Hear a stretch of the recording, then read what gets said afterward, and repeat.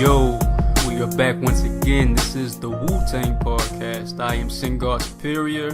The almighty AR is still on hiatus, as I'm sure all of you all know. But with all that being said, I have a very special guest. Decided to keep it in the family for this episode. And so, with that being said, I have Born King, a.k.a. Killa Fifth, in the building. Say what's good to the people. What's good, people? Peace. What's good? And you have a lot going on right now. You have about 3 new EPs out and everything like that. So talk about the latest one you have out right now. Okay, the latest one, that's like I've been like trying to figure out how I was gonna you know what I'm saying, like put something out that was gonna be a staple more or less for like Baltimore. So when I did it, you know what I mean, all the way down to the album cover, I just had a Baltimore state of mind. At the same time, like, just this Qalam Almalik is, I think it's superior, you know what I mean? I'm sorry, I just had to say that. This is pretty much, it's all on YouTube, so if you just go ahead and, type in Born King, it will most likely come up. Find him on Twitter, at Killa Fifth. These are some dope projects, if I do say so myself. I've helped in, mixing some of them, producing some tracks here and there. So go ahead and check it out on YouTube. This episode is dedicated to darkness, so we are going to be focusing on, most likely, I would say, arguably one of the best, some people will think, right, one of the best Killa Bee albums there is, 1998's Darkman's Heist of the Century. A little bit of background, right? So, Darkman, he eventually went to the elusive Darkman, I should say. He goes to New York, from Darkman himself, based on some interviews that I've listened to. He inked a deal with Atlantic. That didn't really work out, but he got a pretty large advance. He kind of bounced around a little bit with different labels or whatever like that. Went into like a little bidding war, and then eventually he ends up getting distribution. And then Heist of the Century is released through Supreme Team Entertainment, and it goes on to pretty much go platinum right within the independent scene, selling over 300,000 copies. He got about $7 off of each album. So for a very young man who started creating this album as a teenager, and having it coming out in his very early 20s, that's not a bad, that's not a bad payday for someone like that. And a lot of Darkman, right, he tends to be rather elusive, I think we can all say. We all wondered where he's been, but he's been putting in work behind the scenes with the Embassy, DJ Drama's Empire, Willie the Kid, who is his younger brother. And so with all that being said, I recently had Willie the Kid, Darkman's brother, on the Channel 10 podcast. So I'm going to go ahead and put the link to that interview in the show notes here. But yeah, so let's just hop right into it with the Heist of the Century, man. So what do you remember when Heist of the Century first came out around that time? Man, well, first off, from 93, they had that run, like from 93 to 98, even dropped a double CD, Killa Bees, everybody being known, but in that time, you got to think about the music that was coming out. You had CNN, Tragedy Gaddafi, even Fredro Starr, like Onyx, like MOP, like everybody, like that 97, 98, 96 Pop, Biggie, like all that, right? Mm-hmm. Then Darkman comes out the blue from nowhere, right? Mm-hmm. No. You ain't never really hear about them before. I mean, not to my knowledge, but because we stayed in the Source magazine at that time and all that, anything with the Wu symbol, you know how I carried it. Anything with the Wu symbol was like, all right, I'm gonna give it a try because it represents dopeness. So I said, all right, well, let me give it a try, I was hooked. You feel me? I was hooked. The Source magazine, from the Source magazine to the store. I got the joint, put it in. I was hooked. Back in the day, the longevity of a CD or a tape, you know what I mean, was like a month. You banging something for a month or two. That's all I listened to for like about a month. Besides, you know what I mean, the regular Wu shit and all that or whatever, but he just had something like, it was just totally different. And besides the fact that the guards, the nine, he was like at the table with the nine. You know what I mean? And he had all A-list artists. Even Havoc is on the joint. Ghostface, U-God, Master Killer. You know what I'm saying? Like, who was this dude? You know what I mean? Then it's like a lot of Darkman and the mystery behind everything. So he came in witty, unpredictable with the acronym. You know what I mean? So, yeah, like, 98 was crazy, but it was like he came in a period where all that, you know what I'm saying, was going on. He just stood out amongst everybody. Because you got to think, Master P and all them was coming in. You know what I mean? Like this, it was like the changing of everything at that time when he was coming. But that flag stood tall, though. You know what I mean? He did his job, man. Havoc was on there, just ill. You know what I mean? What's interesting about this album to me is that he has production from Havoc and he has a verse from Havoc, which, you know, Havoc himself being rather elusive also, you tend to not get that, you know, when it comes to someone's album. Usually it's either you get production from him or you get a verse from him. I mean, you got to think about the song itself, though. You know what I'm saying? And how he came off on it. Like, I mean, it was just a beautiful combination. And then you got to think about how those beats he made it perfect. That's all I can say about that particular song. But he just made it perfect. Because, you know, we were talking a bit offline a bit earlier about Heist of the Century and how, you know, it's what makes it stand out as one of the best Killa Bee's albums is the fact that it has like a Wu-Tang sound to it, whatever that means, but it's also himself, right? Him really showcasing himself as a lyricist, as the Darkman, and even with the Wu-Tang symbol, right, which is different, right? Usually when we see the Wu-Tang symbol, when it comes to you know, to each and every one of the nine generals, they're usually shaped in, you know, a particular form, you know, kind of revolving around the first letter in someone's name, whereas his shit is just a mask. It's just a Wu-Tang symbol as a mask, which is hard as shit.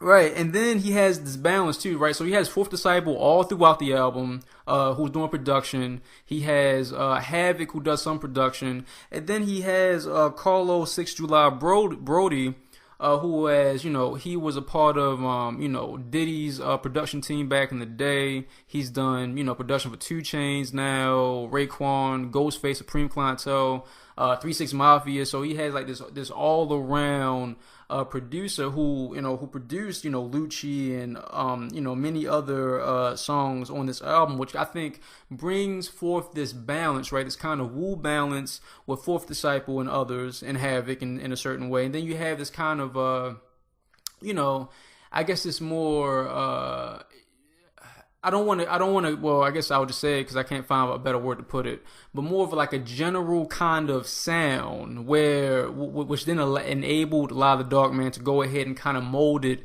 into his own because, you know, even like some of these songs, I think generally all of them are dark. The production is dark all throughout, but even with certain songs, you know, they may not be that dark, but just him coming on with like that big booming voice that he has and like the shit he's talking about, he just turns the beat into just a fucking like a pit of darkness or whatever like that. Right. Yeah, he does. I mean, but you gotta think about it. Like as an artist, one thing I can say though, even with the artistry, his pen game is the shit. You know what I'm saying? Once again, if you listen to the album now, it's killing like half the niggas is out here. You feel me? And he's 10 times better and sharper than what he's ever been. But my thing is this. That was in that time frame. So you got to think about how he affected the game during that time frame with the frequency and the beat alignment. You feel me? He fit the whole artistry, like for us, for the character, everything. If you know the history a lot of Darkman, you know what I mean, the actual character, he was a person of many faces, a chemist. You see what I'm saying now? And he went to murder those you know what I'm saying, that had, you know what I mean, did them wrong. You feel me? So if you listen to the balance on the album, the balance is dark, but like you say, even with the lightness, the light comes in when he dropping jewels on you. You know what I'm saying? Like it's dark, you know what I mean? But at the same time, he shine light with the wisdom, with the knowledge. You know what I mean? So you might hear a song where, you know, it's the heist of the century, but then you hear Polluted Wisdom when he talking about how the women living fast, want fast money. You tell them to slow down. You know what I mean? Think like a queen, be a queen. So he dropped jewels. That's the light. But the frequency, how he put all them together, Havoc. Think about it. Mobb Deep, they dark anyway. You know what I'm saying? Like it all just meshed together. It all come together. You know, like me, for example, I love dark, you know what I mean, underground beats. I resonate better on those type of beats. So if you could find the producers that, you know what I mean, help you stand out when they understand the type of artist you are, you tend to be better. You know what I'm saying? You get your full potential. And that's what happened with the Heist of the Century album. It was full potential. You know what I'm saying? Mm-hmm. You could tell he had fun doing it. You know what I mean? And the stories, like it was very well executed. That's all I can say. Like this is the shit right now.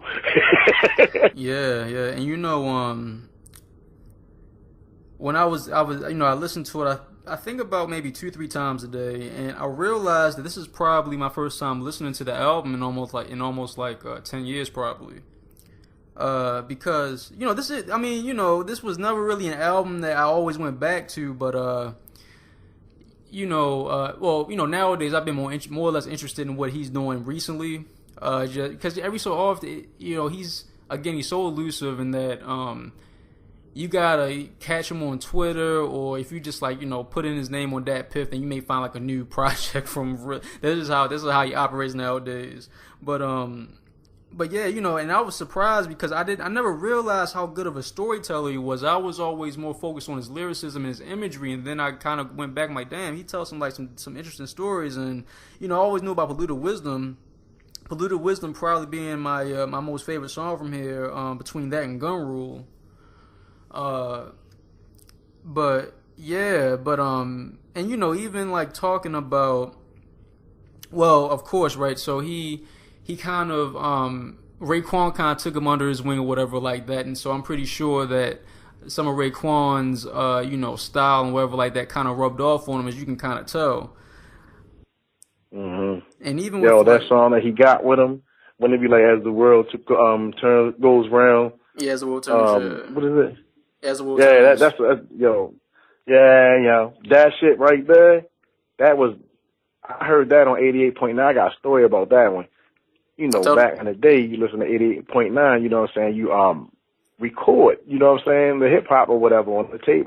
That's what I did. I had to have those songs, right? Right. So, all right. So remember that a great majority of people aren't from Baltimore who listen to this podcast. So, 88.9, 88.9 is a college radio station based in Baltimore, and every Friday for over 20, maybe 30 years at this point, right? Because it's still going. In which I feel I should be ashamed of myself because I haven't listened in a long time, but it's known as Strictly Hip Hop, and it's an underground hip hop radio station. They go from about midnight to like 5 in the morning every Friday. They've been doing this for 30 years. So yeah, go ahead. Oh, my bad. So look, right. So, you know, this particular song had came on, him and Raekwon, and, you know, I recorded it. But at the same time, it was like, I got like just enough of it, maybe like, let's just say 2 minutes of it, enough to really, you know, get a feel for it. Anyway, make a long story short, I banged that shit like, I don't know how, like, that's all I kept listening to. I had to rewind the tape, put it back, rewind the tape, put it back, you know what I'm saying? That's how ill that song affected me, yo. Like, the things that was going on that album resonated with a lot of people, even if they didn't even speak mathematics, yo, because it was universal to the point it was so street, it was so hood, but the mathematics, once again, it gave it that light. So yeah, man, my bad, yo, I just had to put that out there. Like, good music is good music, you know what I mean, to the point where you would have to do what I did because you appreciate, you know what I mean, what was brought to the table. Yeah, no doubt. And you know, I would say the lightest song from this album is most likely Spring Water. Well, it is Spring Water. There's no way you can go against that. Which also has Raekwon on it, and you know, if you look back at some of his a lot of Darkman's earlier interviews, he also makes a point in talking about the balance that the album had. So you know, he talked about dropping the jewels, the dark grimy beats, the dark gritty stories, but yet and still he has this kind of family based song, and then even with the music video, right, they're just out chilling or whatever like that by the pool, have, you know, nieces and nephews or whatever like that. And which, you know, whenever I listen to the album all the way through, even like way back when, 10 years ago, I'm always kind of taken aback when like that song comes on right there in the middle, kind of like taking a break from like the first half of it. And what you said, that you think that in the second half the album gets darker. Right. Yeah, it does. It's like it's like perfect craftsmanship, man. From the start to the end, it takes you on journeys. It has like the most thought out skits that I've ever heard on an album as well. Because within those skits, you know what I mean, the song that comes behind after the skit or whatever is like, wow, you know what I mean? Like he explained something and then he gave you the visual even deeper with the music. So he constantly did that, and it all led up to, of course, the end part, but just the end in itself, because it was about, you know, what he wanted, you know what I'm saying, and everything that he was striving for.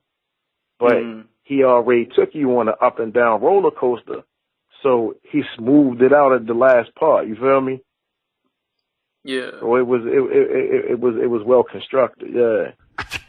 Hey everyone. I wanted to let you guys know about a new podcast before we get back into this episode. It's called the Hip Hop Classics Podcast, and it's hosted by my man, Matt Fish. Every week he delves into a classic hip-hop album with a guest, documenting its history, its impact, production, you name it.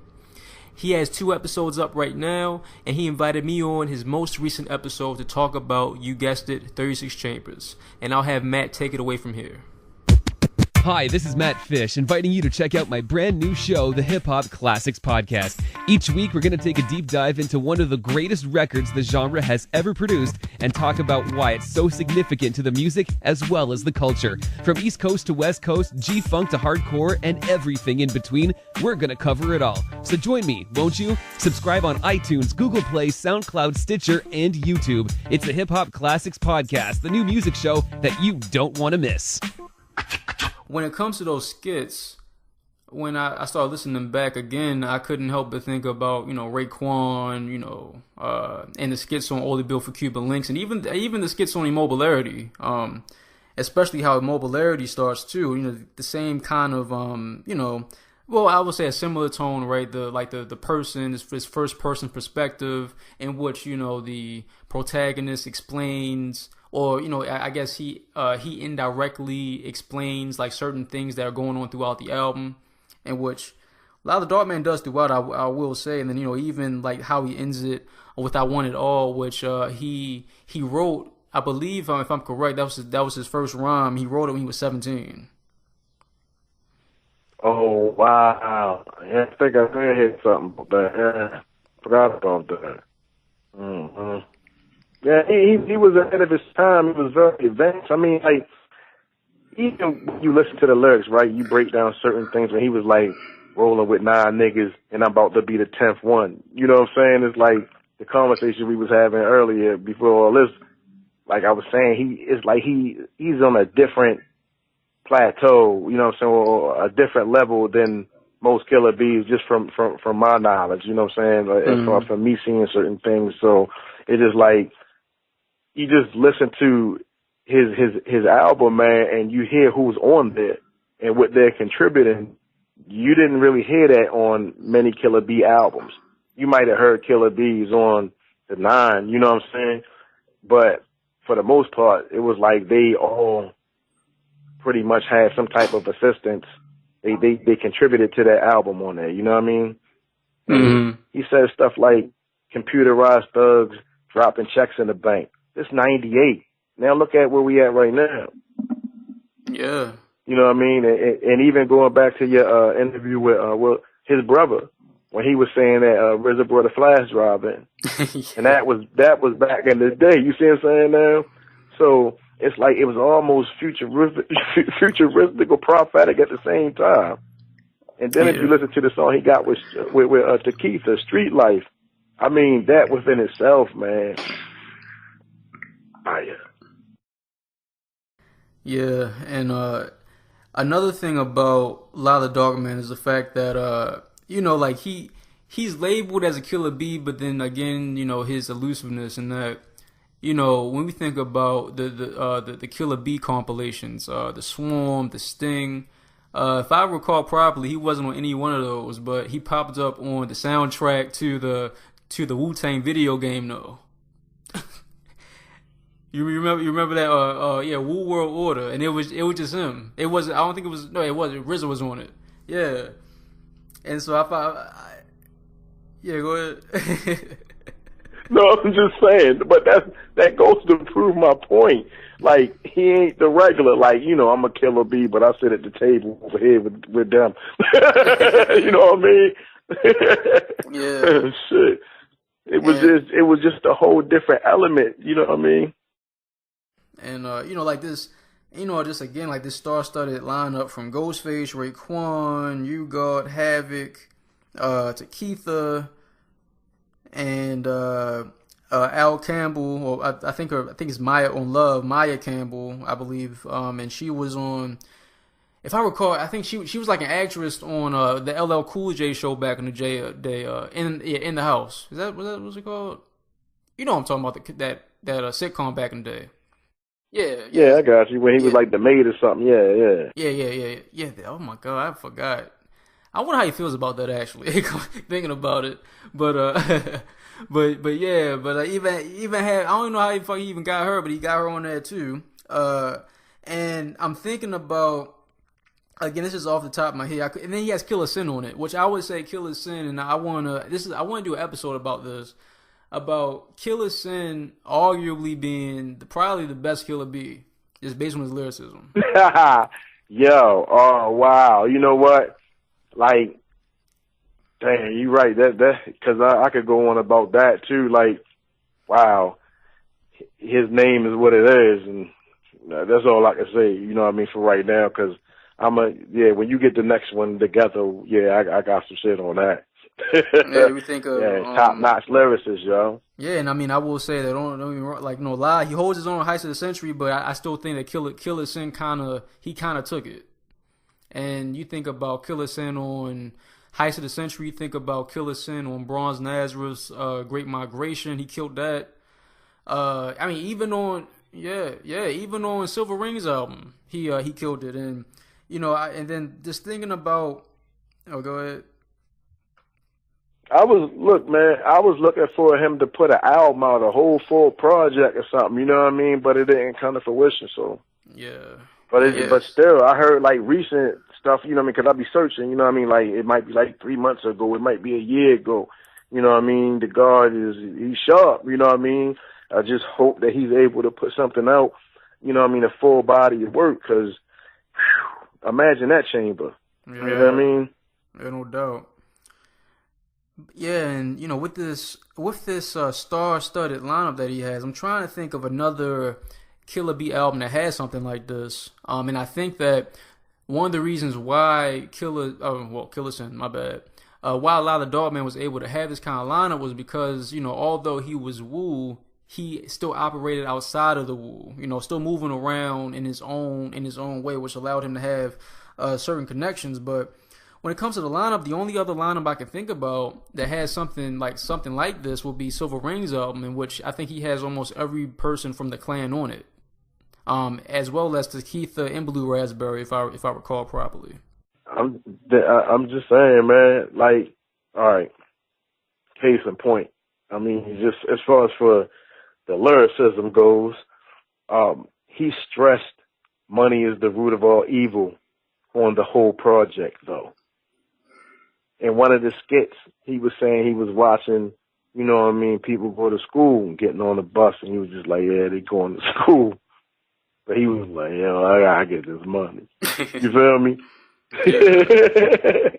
But he would drop, like, money's the root of all evil, but then he'd give you a situation to show and prove what he said.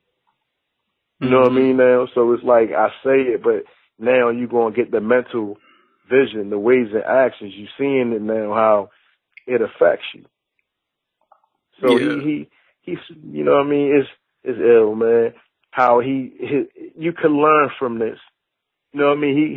He can help somebody grow. I'm pretty sure he helped people grow off the album versus today, which, you know what I mean, that's a whole other, you know, different show or whatever, but not to take no shots at nobody. I'm just saying, when you listen to that album in 98, 97, 98, you got something from it. You know what I mean? You learned something. You got an experience. These days, I don't think that's the approach.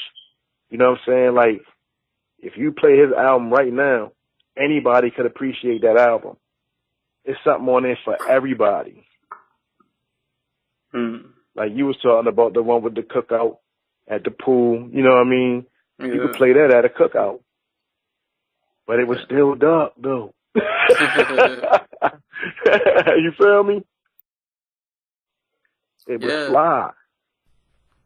Yeah, and you know he has a perfect balance when it comes to just like the straight storytelling and like the grittiness, and you know, as well as the morality and the consequences that come with some of these things. So you know, when you can think of like a Mobb Deep and how they always had like a you know, pretty much like a moral to the story on every song they ever had. Yeah, they always summed your shit up for you, didn't they? Yeah, right. But then sometimes we're like, but sometimes with Mobb joints you gotta read in between the lines. Whereas a lot of the Darkman, he takes more of a in between approach, kind of between like along the lines of like a J. Rule the Damager and a Mobb Deep, where you know throughout the song he's pretty much telling you what he wants you to know, what you need to know. Right, exactly. I mean, like I say, he dropped jewels. He stayed proficient with the mathematics. He even, like, all right, for example, he said he's loyal to his clique, right? Like Elijah Muhammad. You feel me now? Like he stays in that world where he's supposed to be. He know he God. You know what I'm saying? You told me he get how much money? $7 off of each album. Oh yeah, and the mathematics, album, that's God. Yeah. I mean, for the album, right? You know what I mean? That's God right there. That's 7, right? So I'm just saying everything was just consistent. I didn't even know he got 7. You know what I mean? But that's ill right there. That really is ill. That's wow. Yeah, I mean, especially for someone who, you know, he didn't have a lot of promotion per se behind this album, but it came out in November. You know, one of the biggest times in the music industry when it comes to albums and certain things that come out right before during the holidays and everything like that. And just managed to pretty much almost go gold off of you know, this independent project. I mean, you gotta think about it too. Like, if you hear the songs that dudes are doing for women today, right? In comparison to an album during that time frame, and you listen to his album, he has a song for women, right? Where he was saying he respect, you know, this one queen. He could deal with it because, you know, she ain't really out in the street like that. She chill. You know what I mean? She got a queen type mentality. He willing to nurture that. But yo, like, I got my music. I'm going to be gone for this amount of time, yada, yada. I mean, he breaking it down, but my whole point with that is he never disrespected a woman. Even when he told the story about the shorties that was living fast, he didn't downplay them. He always was like, you can rise. You know what I mean? You can study. You can be more. You know what I mean? And he was always honest. So at the end of the day, it's like the reflection between the two, he had a feminine following. That's all I'm saying. Like, even though it was dark and it was hard, dudes think that they got to do certain type of music to get a female attraction. His album shows and proves the indifference. Like, you don't got to do that. You don't have to be like a male whore, yo. You understand what I'm saying? He gave back. He gave them something of worth that they could actually think about, and it could resonate, and it probably would affect them then or in the near future. Versus, I could buy you some shoes, and you know what I mean, like I had sex with you here, like that dumbass shit, man. So at the end of the day, he God. He doing what he's supposed to do on the album. It's positive and negative, and that's the way life is. But he didn't exploit. You know what I'm saying? He ain't put himself in a position like, I'm going to do this to get the ladies. He was himself. For you, at least, would you say that this is, or well, where would this rank in your top 5 of like Killa Bee albums? Number 1. Oh, number 1. Yeah, you see, I ain't even hesitate. No, not at all. Shit, for me. You know why? What? Because I got the experience of it when it first came out. For me, I'm not entirely sure where it would rank. It's certainly in the top 5, though.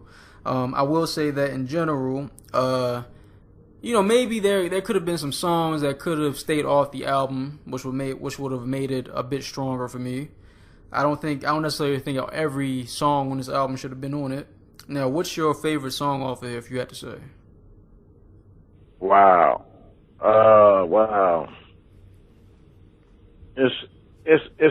Man, shit. I can't just say the whole body of work. You know what I mean?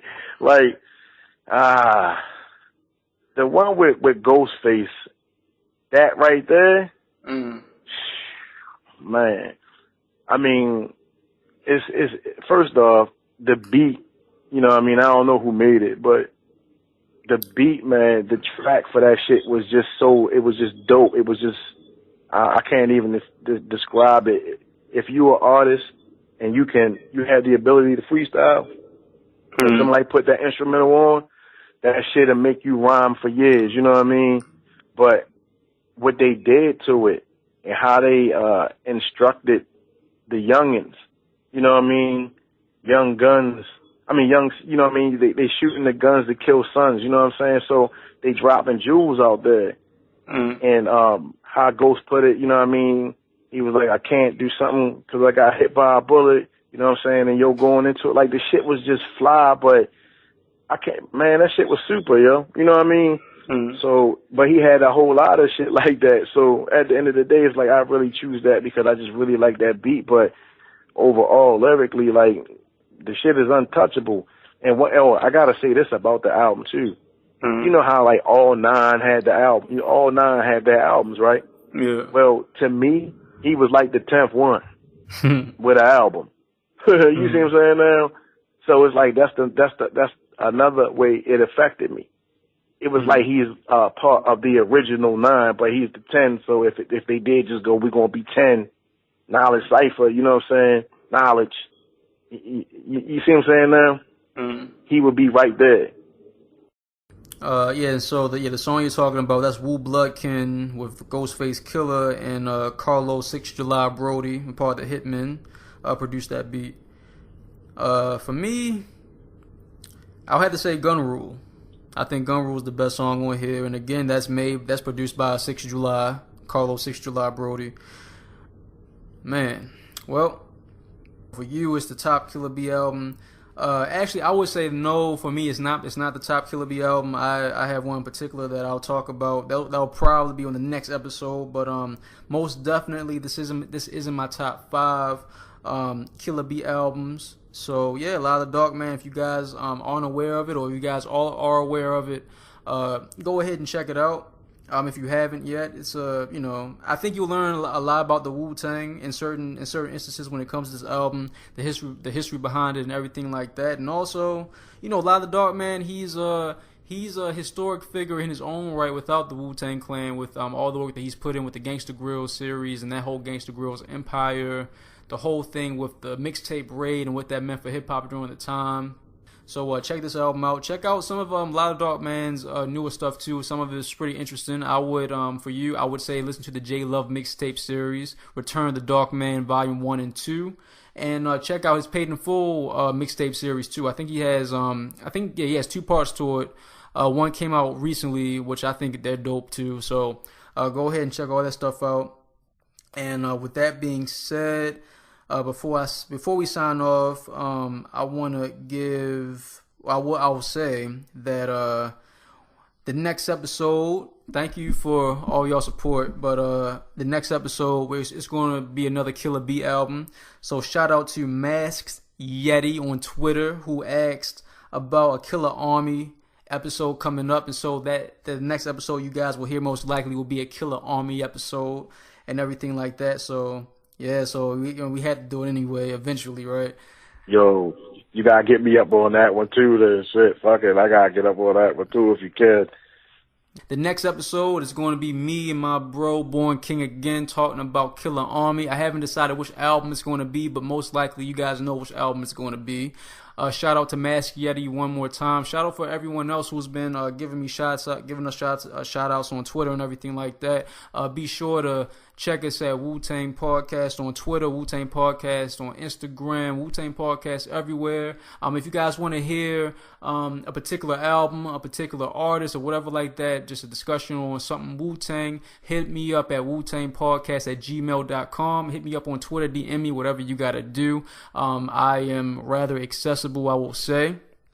Be sure to follow Born King at Killer5th on Twitter. Check him out on YouTube. You put in Born King, you put in Killer5th, Born King aka Killer5th on YouTube. You will find all of his shit. Check out his newest EPs. They are really dope and everything like that. If you're interested in hearing the Baltimore sound, you should listen to Born King and everything like that. So with all that being said, this has been another edition of the Wu-Tang Podcast. Hey, can I get a shout out real quick? Oh, go ahead. Can I get a shout out? Shout out to Wu-Tang Management, Tech and Neck Records, you know what I'm saying, Born Divine, BMG, you know what I mean, everybody, my man Desert Ease, Old Dot, everybody, Baltimore, worldwide. Watch out for them projects. They coming. Product is coming.